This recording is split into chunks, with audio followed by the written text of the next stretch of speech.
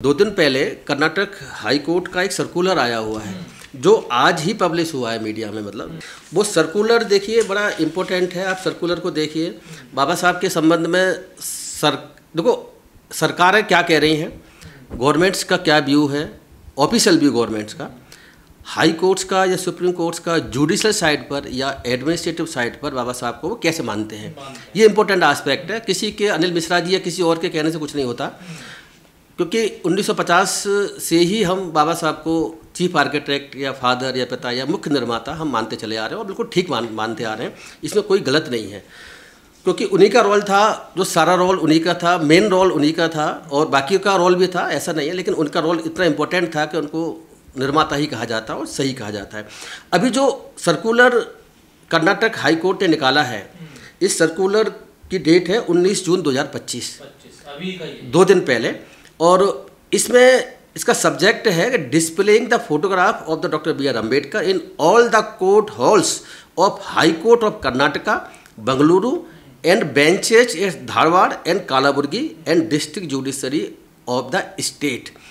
तो इस सर्कुलर के माध्यम से ये डायरेक्शन दी गई है कर्नाटक हाई कोर्ट के द्वारा कि बाबा साहब भीमराव अंबेडकर का जो पोर्ट्रेट है या फोटोग्राफ्स है, एक कोर्ट के हॉल में जो प्रिंसिपल बेंच है बंगलौर में वहाँ लगेगा, धारवाड़ में बेंच है वहाँ लगेगा कर्नाटक हाई कोर्ट की बेंच, और कर्नाटक हाई कोर्ट की एक बेंच है कलबुर्गी वहाँ लगेगा।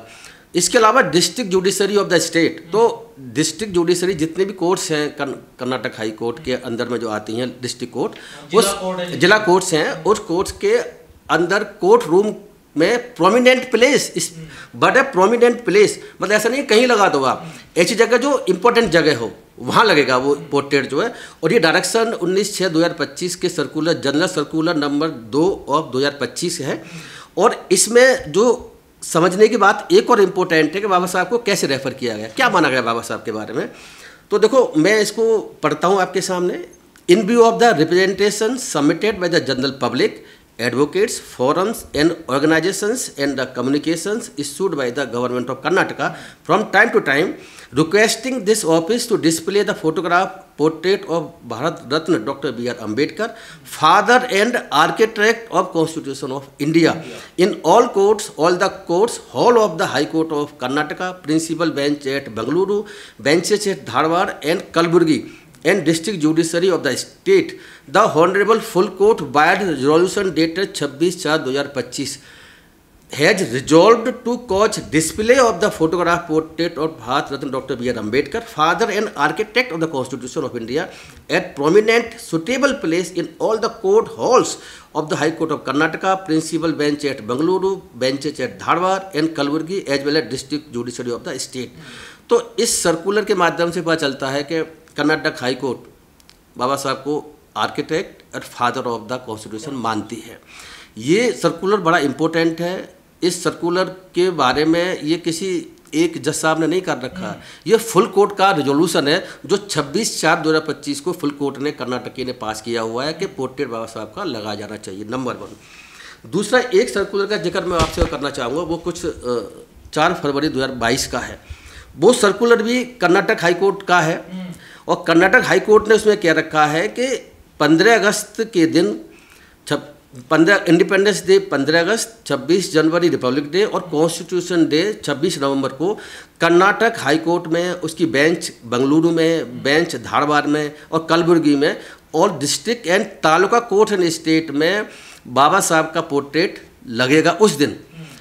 जब भी 15 अगस्त, 26 जनवरी, 26 नवंबर को मनाया जाता है जो डे, दो नेशनल डे भी मनाए जाते हैं, तो उस डे के दिन बाबा साहब का पोर्ट्रेट लगाने का ऑर्डर किया था हर कोर्ट में। ये 4 फरवरी 2022 का सर्कुलर था फुल कोर्ट का, हाई कोर्ट का।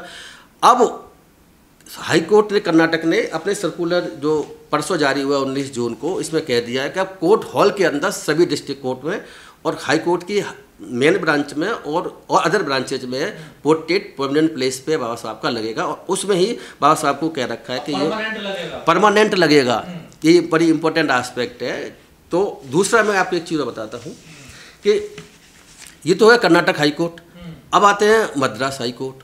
मद्रास हाई कोर्ट का एक जजमेंट है, इस जजमेंट को आप इसमें अपने कैमरे में ज़रूर करें, है ना। ये जजमेंट है S Shashi Kumar versus the vice chancellor the Tamil Nadu doctor Ambedkar law university. ये जजमेंट पास किया है honourable mister justice G.R.. Swaminathan ने, और ये इसकी डेट है जजमेंट की 12 अगस्त 2022। इसमें हुआ ये था कि एक एससी के किसी एम्प्लॉई ने बाबा साहब की पोर्ट्रेट वहाँ पर लगा दी थी। इस पर विवाद हुआ, उसे सस्पेंड किया, बहुत सी चीज़ें चली। इस पर जो है हाई कोर्ट का क्या व्यू है आप ये समझ ही लीजिए। है ना, हाई कोर्ट ने इसमें, ये जुडिशल साइड का ऑर्डर है, ये ऑर्डर जो है जुडिशल साइड का ऑर्डर है हाई कोर्ट का। ये बड़ा इंपॉर्टेंट एस्पेक्ट है जो बाइंडिंग भी होता है पूरे हर जगह।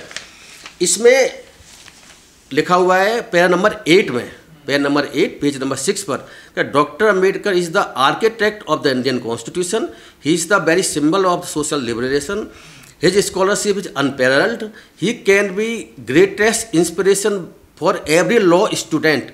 बाबा साहब जो एवरी लॉ स्टूडेंट के लिए ग्रेटेस्ट इंस्पिरेशन है। ये मद्रास हाई कोर्ट कह रहा है, मद्रास हाई कोर्ट का जजमेंट कह रहा है। The director of legal studies Chennai is requested to issue circular mandating the installation of the portrait of doctor Baba Saheb Ambedkar in all the government law colleges in Tamil Nadu. Madras high court ने 2022 में ये ऑर्डर किया है कि लॉ स्टडीज चेन्नई से रिक्वेस्ट की गई director से कि बाबा साहब का जो पोर्ट्रेट है वो गवर्नमेंट लॉ कॉलेज में तमिलनाडु में हर एक में लगाया जाए, सभी कॉलेजों में।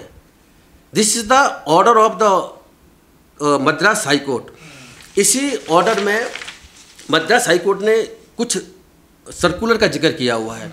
उस सर्कुलर के माध्यम से भी आप ये समझिए कि बाबा साहब को क्या माना गया है। एक सर्कुलर है, circular issued by the banking division department of economic affairs ministry of finance government of India. Number है इसका जो भी लिखा हुआ है, डेटेड 8/9/2006 में ministry of finance government India का सर्कुलर क्या कहता है, which directs the nationalised bank to put up the portrait of doctor Ambedkar. सारी बैंकों को डायरेक्शन दी गई है कि डॉक्टर अम्बेडकर का पोर्ट्रेट आपको बैंक में लगाना पड़ेगा। बैंकों में और ये कब का है, 8/9/2006, आज की बात नहीं है।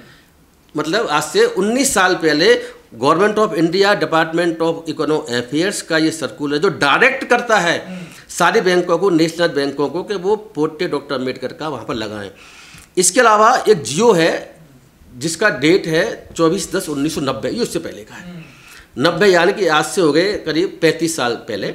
35 साल पहले गवर्नमेंट ऑफ तमिलनाडु क्या कहती है कि in addition to the 9 portraits named in the GO, the portrait of doctor B R Ambedkar can also be displayed in public offices in building, कि हर पब्लिक ऑफिस में और बिल्डिंग में डॉक्टर अम्बेडकर का पोर्ट्रेट भी डिस्प्ले किया जाएगा। ये 24/10/1990 का तमिलनाडु गवर्नमेंट का एक सर्कुलर है। सरकार है कर्नाटक की, कर्नाटक हाई कोर्ट का आपका सर्कुलर बताया। फाइनेंस मिनिस्ट्री ने भी कहा, finance ministry government of India Bharat सरकार 2008 में 2006 में भी कह रही है कि भाई आप डॉक्टर बाबा साहब का पोर्ट्रेट लगाना पड़ेगा आपको बैंक, हर बैंक में। तमिलनाडु गवर्नमेंट ने भी कहा है कि भाई आप जो है इस पोर्ट्रेट को हर एक ऑफिस में, बिल्डिंग में लगाएं। अब देखिए एक और इम्पोर्टेंट एस्पेक्ट जो मैं बताना चाहूँगा कि सुप्रीम कोर्ट क्या कह रहा है। सुप्रीम कोर्ट जो है, आप देखिए डॉक्टर बी आर अम्बेडकर, ये जस्टिस बी आर, ये जजमेंट है 7 जजेज बेंच का। ये जजमेंट वो जजमेंट है जिसमें क्लासिफिकेशन को एससी में बांटने को, वर्गीकरण को जस्टिफाइड किया गया और अलाउ किया गया है। मैं जजमेंट से सहमत नहीं हूँ, लेकिन जो भी है वो है। तो इस जजमेंट में बी आर गवई साहब ने पैरा नंबर 1, पेज नंबर है, मैं आपको बता दूं इसका, वो भी नोट कर लें, page number 5, justice B R Gavai के जजमेंट के पेज नंबर 5 के पैरा नंबर 1 में कहा गया है कि these are the words of warning which doctor B R Ambedkar the chief architect of the Indian constitution. उन्होंने रेफर किया है कि बाबा साहब डॉक्टर बी आर अम्बेडकर संविधान के मुख्य निर्माता थे, चीफ आर्किटेक्ट थे। तो ये जुडिशल साइड पर सुप्रीम कोर्ट की 7 जजेज बेंच के जजमेंट में, बी आर गवई साहब के जजमेंट में ये बात आ रही है। और इस बी आर गवई साहब के जजमेंट को बाकी और जजों ने उसको माना भी। कर्नाटक हाई कोर्ट भी कह रहा है, मद्रास हाई कोर्ट भी कह रहा है, गवर्नमेंट ऑफ इंडिया ने भी अपना 2008 में जो सर्कुलर था उसमें 6 में वो बात कह रखी है। इसी तरीके से तमिलनाडु सरकार ने भी अपने जियो 1990 में पास किया, उसमें ये बात कह रखी है। अब देखिए, अनिल मिश्रा जी जो ग्वालियर के एडवोकेट बताए जाते हैं, वो जो अपनी बात रख रहे हैं, जो सबूत दे रहे हैं और वो चुनौती भी दे रहे हैं कि भाई अगर हमारी बात को जो दूसरे अम्बेडकरवादी लोग हैं वो स्वीकार करें और आकर के हमसे बहस करें, ये चैलेंज कर रहे हैं। उनके चैलेंज वो है कौन, क्या अथॉरिटी है उनकी? वो एक एडवोकेट मात्र है। उन एडवोकेट मात्र के चैलेंज को सीरियसली लेने की आवश्यकता नहीं है। जब हमारे पास supreme court, high court, Bharat सरकार और राज्य की सरकार है एडमिनिस्ट्रेटिव जुडिशल साइड पर जो ऑर्डर पास कर रहे हैं जिसमें लिखा हुआ है कि chief architect, father of mother constitution के कौन है, उनके कहने से क्या होता है? वो इतनी बड़ी हस्ती नहीं है कि उनके चैलेंज को स्वीकार किया जाए, नंबर 1। क्योंकि उनका चैलेंज ऐसे तो कोई कुछ भी कह देगा। चर्चा का विषय तो बना दिया ना उन्होंने, चर्चा का विषय बना दिया। वो चाहते यही है कि बाबा साहब के कद को कैसे नीचा किया जाए और BN राव साहब के कद को कैसे ऊपर किया जाए। BN राव साहब को मैं पहले भी कह चुका हूँ, योगदान है, सभी का योगदान है, इसको भूलना नहीं चाहिए। लेकिन बाबा साहब अम्बेडकर का सबसे बड़ा योगदान है, इसीलिए उनको जो फादर या मदर या चीफ आर्किटेक्ट ऑफ कॉन्स्टिट्यूशन, निर्माता कॉन्स्टिट्यूशन का दर्जा दिया गया, बिल्कुल सही दिया गया है। मुझे तो, मैं आपको एक बात बताता चलूँ, है ना, देखिए ऐसा है कि सर ये जो अनिल मिश्रा है ये किस आधार पे कह रहे हैं? इनके पास क्या अनिल मिश्रा जी के पास में जो कुछ आधार हैं जिसको कह के चल रहे हैं, उस आधार को मैं अभी काटता हूँ। देखो, मैं उनको इतना बड़ा नहीं मानता कि मैं उन जैसे लोगों के सामने बहस करूँ, लेकिन ये कहूँगा कि उन्होंने एक तो बात, तथ्य तो जाने चाहिए ना। हाँ, हम सही तथ्य देना चाह रहे हैं, लेकिन उनसे बहस करके नहीं, अपने इंडिविजुअल मीडिया से या कहीं कर सकते हैं, लोगों को जानकारी। देखो, वो कह रहे हैं कि संविधान को बाबा साहब ने कहा था कि मैं जला दूंगा, मैं ऐसे मानता ही नहीं हूँ। हाँ, ये बात कह रहे हैं ना। इसके बेसिस पे यही नहीं, जो RSS BJP की बहुत लंबे समय से जो लेखक हैं वो इस बात को कह करके और ये बताने की कोशिश कर रहे हैं कि संविधान तो बाबा साहब के लिए कुछ नहीं था, वो तो उसे मानते नहीं, मजबूर में लिखा गया संविधान, ऐसा नहीं है। इस बात को देखो, एक किताब आई है, डिड डॉक्टर, इस किताब का नाम है द 4 साइटेड अम्बेडकर, अनुराग भास्कर ने लिखी है ये किताब, अनुराग भास्कर।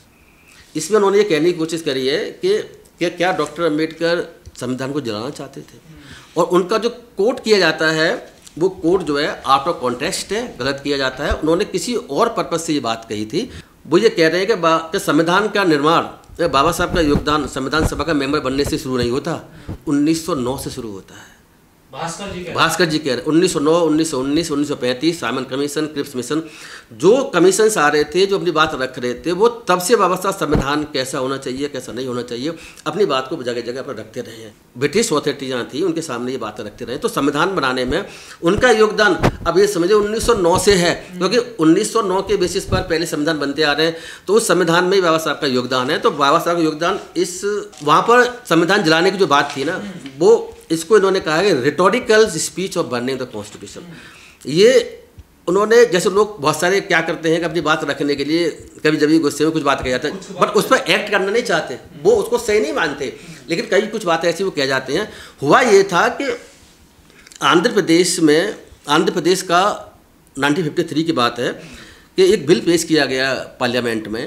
उस बिल में तब बाबा साहब राज्यसभा में मेंबर थे, तो उस बिल में आंध्र प्रदेश को उसके क्या बोलते हैं भाषा के आधार पर बांटने का प्रपोजल था।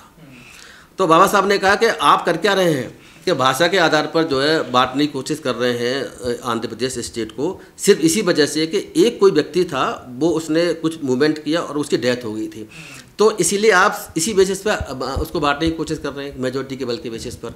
माइनॉरिटीज़ का क्या होगा? बाबा साहब को पता होगा कि माइनॉरिटीज़ में वो मुस्लिम और लोगों को नहीं, दलितों को वो माइनॉरिटी ही कहते थे। उन्होंने पूरी कोशिश करी, उन्होंने बुक भी लिख रखी है। तो माइनॉरिटीज़ वर्ड का इस्तेमाल दलितों के लिए क्या करते थे, ना कि सिर्फ जो है रिलीजियस माइनॉरिटी, बट कास्ट के बेसिस पर माइनॉरिटीज़ है, उनको भी माइनॉरिटीज़ कहा जाता था, ऐसा बाबा साहब का विचार था।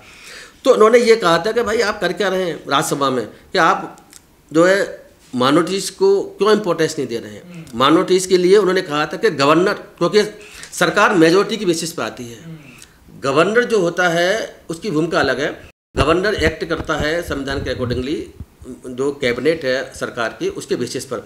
तो बाबा साहब ने ये कहा कि मेजोरिटी में सरकार आ रही है, तो मेजोरिटी की सरकारें जो है आ रही हैं, तो मेजोरिटी जैसे अब बीजेपी अब क्या कर रही है, आपको पता ही होगा, माइनॉरिटी की क्या हालत कर रखी है बीजेपी ने। आप सोचिए इस बात को, आज आप ही देख रहे होंगे कि माइनॉरिटीज़ की हालत जो है मुस्लिम की या ईसाइयों क्या देश में कर रखी है, ये सब जानते हैं। तो उन्होंने कहा कि लोकतंत्र में जरूरी है कि माइनॉरिटी के बेसिस पे सरकार बने, और संविधान में व्यवस्था है भी है। अगर मेजोरिटी की सरकारें माइनॉरिटीज़ के अधिकारों का दमन करें तो फिर क्या होगा, तो सरकार बन इसलिए रही है क्योंकि वो मेजोरिटी के वोट लेके बन रही है, इसलिए संविधान उन्हें रोकता है कि माइनॉरिटीज़ के अधिकार प्रोटेक्टेड हैं, लेकिन फिर भी नहीं मानने को तैयार है। तो उन्होंने ये कहा था कि जो माइनॉरिटीज़ के अधिकार हैं उनके लिए गवर्नर को स्पेशल पावर देने की आवश्यकता है। कि गवर्नर, जिससे कि गवर्नर तो चुन के आते नहीं हैं, तो वो उनकी ड्यूटी थी कि संविधान के अकॉर्डिंगली काम कर, लेकिन वो भी नहीं कर रहे हैं, वो एक अलग कहानी है। आज के समय वो भी नहीं कर रहे हैं, लेकिन उनकी कोशिश ये थी कि गवर्नर को स्पेशल प्रोविजन दे करके, राइट दे करके माइनॉरिटीज़ का प्रोटेक्शन हो, ये काम है। इसीलिए संविधान को उस कॉन्टेक्स्ट में कि मेजोरिटी माइनॉरिटीज़ के राइट को खा रही है और इसमें दलित भी शामिल है, उस कॉन्टेक्स्ट में संविधान जाने की बात कही थी। उनका पर्पस सिर्फ इतना था कि वो उनका रेटोरिक स्पीच थी, वो जलाने की बात उन्होंने नहीं करी। एक पर्टिकुलर जो प्रोविजंस था आंध्र प्रदेश का, जो आंध्र प्रदेश को अलग से राज्य बनाने की बात चल रही थी, उसके आप भाषा क्या जाता है, इस कॉन्टेक्स्ट में उन्होंने बात कही है। और बाद में फिर उन्होंने जो होम मिनिस्टर्स उनसे उन्होंने और भी कुछ कहा। तो पूरा इस स्पीच का मतलब इस तरह से नहीं लिया जा सकता कि बाबा साहब ने संविधान नहीं बनाया या उनके मन से नहीं बना या उनकी इच्छा के विरुद्ध संविधान बना हुआ है, या आप ऐसा भी नहीं कह सकते संविधान को जलाना चाहते थे, ऐसा कुछ भी नहीं है। वो रेटोरिक स्पीच है उनकी, इस तरह कुछ भी नहीं है। गलत तरीके से तोड़ मोड़ के तथ्यों को पेश किया जाता है। जो और लोग इस बात को, जो मिश्रा जी टाइप के लोग जो इस बात को कह रहे हैं कि भाई डॉक्टर क्या नाम उनका BN राव ने जो है फर्स्ट ड्राफ्ट बनाया था, तो फर्स्ट ड्राफ्ट बनाया था। तो ये तो देखो संविधान जो उनकी किताब है ना, उसमें मैं एक चीज़ और बताता हूँ क्या लिखा हुआ है। 11 उसमें ये लिखा हुआ है कि these committees made considerable alterations in the original draft of the Constitution as a preliminary to a clause-by-clause discussion by the Constituent Assembly under the general guidance of a drafting committee। वो खुद ये कह रहे हैं कि जो उन्होंने draft बनाया था, उस ड्राफ्ट को बहुत सारे कमेटी के रिपोर्ट के बेसिस पर उसमें अल्ट्रेशन किए गए, चेंजेस किए गए, और वो सारा काम चल रहा था general guidance of the drafting committee. देखो, ड्राफ्टिंग कमेटी ऐसी कमेटी जो संविधान को ड्राफ्ट करेगी, तो चीफ आर्किटेक्ट या पितामह या माता, जो भी कहना चाहें, संदर्भ माता, वो ड्राफ्टिंग कमेटी के जो चेयरमैन थे बाबा साहब, उनके अलावा किसी को कहा भी नहीं जा सकता। देखो, राष्ट्रपति जो थे डॉक्टर राजेंद्र प्रसाद, आप अगर कॉन्स्टिट्यूएंट असेंबली की डिबेट को, सारी की चीज़ों को देखें, तो उस डिबेट से पता चलता है कि राष्ट्रपति जो राजेंद्र प्रसाद जी थे, उनको नहीं कहा जा सकता chief architect of the constitution. ये बात तो वो खुद भी कह रहे हैं। मैं आपको दिखाता हूँ आपको कि कॉन्स्टिट्यूशन में ऐसा नहीं कि प्रेसिडेंट बना हुआ है असेंबली का, उसको हम कहते हैं कि उसने बनाया हुआ। नो, चीफ आर्किटेक्ट, क्योंकि ड्राफ्टिंग कमेटी का काम ही ड्राफ्ट करना है। एडवाइजर के रूप में एडवाइज ली जा सकती है, एडवाइज में कोई दिक्कत नहीं है। वो कॉन्स्टिट्यूशन के एडवाइजर थे, उनसे एडवाइज ली गई। एडवाइज लेने के बाद में उनके एडवाइज को माना गया नहीं माना गया, वो अलग इशू है। और अलग कमेटी की अलग अलग रिपोर्ट्स भी आ रही हैं, उनके बेसिस पर संकलन चल रहा है। ड्राफ्टिंग कमेटी संकलन पूरा कर रही है, उसमें किस चीज़ को रखा जाए, हटाया जाए, वो भी डिसीजन ले रही है। और बात यह है कि आखिर हमारे देश में संविधान के तहत आखिर व्यवस्था जो करी गई है, जो भी वो व्यवस्था ऐसी ही क्यों बने, इस पर क्लैरिफिकेशन या कॉन्स्टिट्यूशनल प्रोविजंस या अन्य देशों कंट्रियों के क्या प्रोविजंस हैं, इस सब के संबंध में डॉक्टर BR अम्बेडकर के अलावा कोई जवाब ही नहीं दे रहे हैं शुरू से एंड तक। आप ये भी समझिए, बाबा साहब डॉक्टर अम्बेडकर उस वक्त लॉ मिनिस्टर भी थे। तो लॉ मिनिस्टर जो हैं वो एक बहुत बड़ी हस्ती हैं, और लॉ मिनिस्टर वो ऐसे लॉ मिनिस्टर नहीं जो पढ़े लिखे नहीं हैं, वो ऐसे लॉ मिनिस्टर हैं जो कि विदेशों में पढ़ के आए हुए हैं। वो अलग अलग कमीशंस को, ब्रिटिश जो भी आ रहे हैं उनको अपने मेमोरेंडम चीज़ें सौंप रहे हैं, बाकी आंदोलन भी कर रहे हैं, अधिकारों की बात कर रहे हैं, संविधान निर्माता में उसके बाद भी उनकी भूमिका है। तो इसीलिए लॉ मिनिस्टर होने से भी आप समझिए कि उनकी क्या था। देखो, वो जो डॉक्टर BN राव साहब, मैं उनकी बुराई नहीं कर सकता, उनका बहुत बड़ा योगदान है। मैं तो ये कहा कि पहले भी कहा था कि सभी का योगदान था, संविधान सभा के जितने मेंबर थे सभी कुछ ना कुछ योगदान था, लेकिन सबसे मुख्य योगदान अगर किसी का है तो डॉक्टर BR अम्बेडकर। इस संविधान सभा की डिबेट जो खुद ही जो है लोकसभा राज्यसभा ने पब्लिश करी है, गवर्नमेंट ऑफ इंडिया ने, उस रिपोर्ट से पता चलता है। अगर पूरी रिपोर्ट्स पढ़ें, मैंने बहुत सारी रिपोर्ट्स पढ़ रखी हैं, उस रिपोर्ट में जहाँ भी जवाब दिए जिनकी बात आ रही है, कोई भी कन्फ्यूजन है, कोई प्रॉब्लम है, तो डॉक्टर अम्बेडकर के अलावा कोई जवाब नहीं दे रहे हैं।